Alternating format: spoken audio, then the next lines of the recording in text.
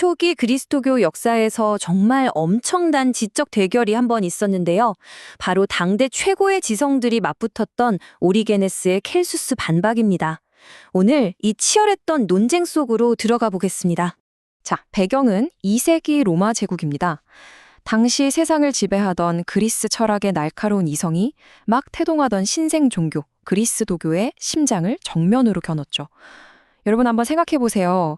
신앙이 과연 이 거대한 이성의 도전을 이겨낼 수 있을까요? 이 지성의 전쟁이 어떻게 전개되었는지 지금부터 살펴보겠습니다. 그러니까 당시 그리스도교는요, 그냥 물리적인 박해만 받은 게 아니에요. 그보다 더 무서운 너희들의 믿음은 논리적으로 말이 안 돼 하는 그 존재 자체를 뒤흔드는 지적인 공격에 직면해 있었습니다. 특히 로마의 똑똑한 지식인들 사이에서 그리스도교의 기반이 뿌리째 흔들리고 있었죠. 그 공격의 한가운데에 바로 켈시우스가 쓴 참된 말씀이라는 책이 있었어요.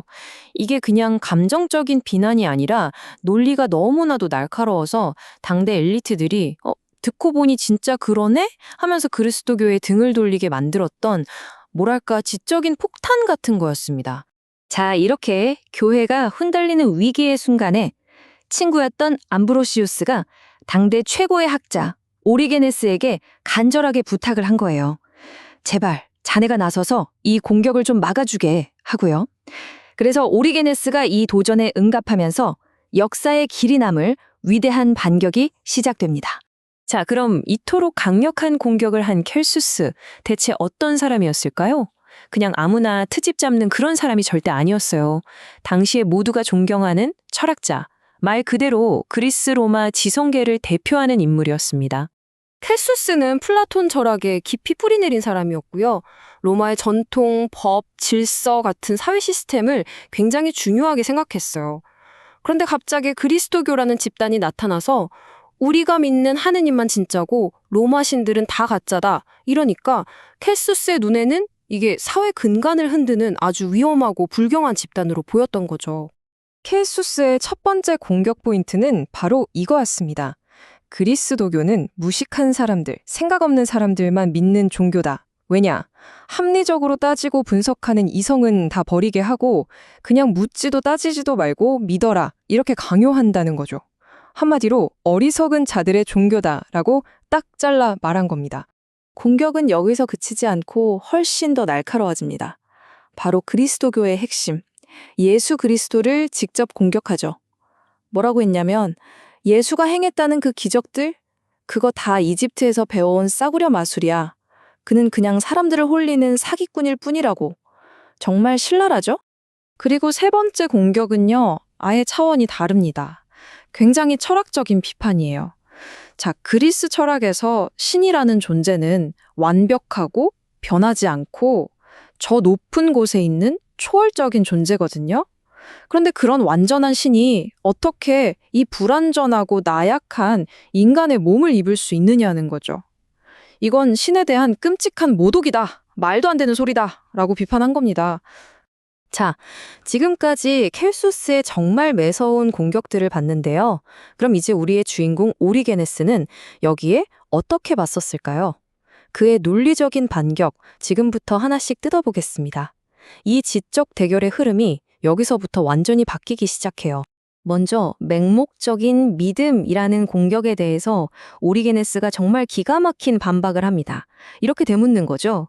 아니, 당신네 위대한 철학자들도 처음에는 플라톤이나 소크라테스 같은 스승의 말을 일단 믿고 시작하지 않나? 모든 학문의 시작에는 일종의 믿음이 필요하다. 그러면서 그렇다면 이 세상을 만드신 창조주를 믿고 시작하는 것만큼 합리적인 출발점이 또 어디 있겠는가 하고 받아친 겁니다. 와, 대단하지 않나요? 자, 그럼 예수가 마술사, 사기꾼이라는 비난에는 어떻게 답했을까요? 오리게네스는 이렇게 말합니다. 예수의 기적은 사람들을 현혹시키는 쇼가 아니었다. 그건 상처받은 영혼을 치유하기 위한 하느님의 계획, 즉 섭리였다. 그리고 십자가에서 무력하게 죽었다는 조롱에 대해서는 그건 실패가 아니라 온 인류를 구원하기 위한 가장 위대한 희생이었다고 그 의미를 완전히 뒤집어 놓습니다. 가장 까다로웠을 철학적 비판, 초월적인 신은 인간이 될 수 없다는 주장에 대해서는요, 오리게네스가 아예 생각의 틀을 바꿔버려요. 신이 인간이 된 것은 신이 약해지거나 타락한 게 아니다. 오히려 그 반대다. 우리 인간을 너무나 사랑하셔서 그 사랑 때문에 스스로를 낮춰 우리 곁으로 오신 것이다. 라고요. 그리스 철학의 차가운 절대자가 아니라 우리와 소통하고 사랑을 나누는 인격적인 하느님을 보여준 거죠. 자, 이렇게 오리게네스는 켈수스의 모든 논리를 조목조목 반박했습니다. 그런데 여기서 끝이 아니에요. 그는 누구도 부정할 수 없는 마지막 한 방, 이 논쟁의 흐름을 완전히 결정짓는 증거를 꺼내듭니다. 이게 바로 이 논쟁의 하이라이트라고 할 수 있어요. 그게 바로 이겁니다. 오리게네스가 이렇게 외치는 거예요. 자, 당신들이 자랑하는 그 위대한 철학, 수백 년 동안 말로만 떠들었지, 그래서 사람들 삶을 실제로 바꿨는가? 못 바꿨지 않은가? 그런데 그리스도교를 보라. 사회에서 버림받았던 죄인들, 가장 비천한 사람들까지도 완전히 새로운 사람, 거룩한 사람으로 바꾸고 있지 않는가? 핵심은 바로 이거예요. 벙마디 그럴듯한 이론보다 눈앞에서 실제로 벌어지는 한 사람의 삶의 변화야말로 진짜 진리를 증명하는 가장 강력한 증거라는 거죠.